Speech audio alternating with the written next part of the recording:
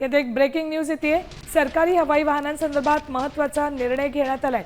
सरकारी हवाई वाहनांच्या तातडीच्या महत्त्वाच्या कामांसाठी 6 कोटींचा निधी मंजूर झालाय। डिसेंबर 2025च्या पुरवणी मागण्यांद्वारे ही मागणी करण्यात आली होती।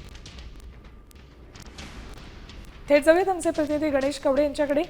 गणेश, उपमुख्यमंत्र्यांचं अपघाती निधन होतं आणि त्यानंतर हा विषय आता चर्चेत येतोय।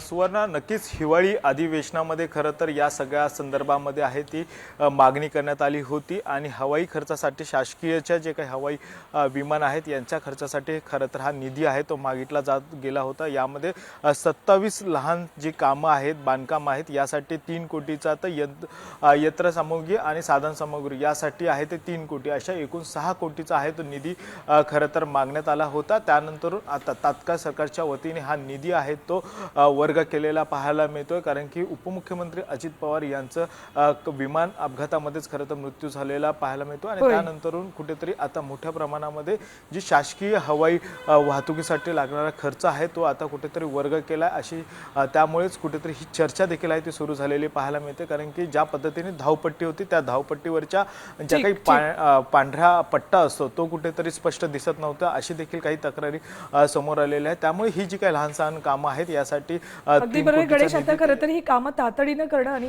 हे सगळे मुद्दे गांभीर्याने विचारात घेणं गरजेचं आहे। धन्यवाद संपूर्ण माहितीसाठी। सरकारी हवाई वाहनांसाठी आता 6 कोटींचा निधी मंजूर करण्यात आल्याची बातमी समोर येते। डिसेंबर 2025च्या पुरवणी मागण्यांद्वारेच ही मागणी करण्यात आली होती।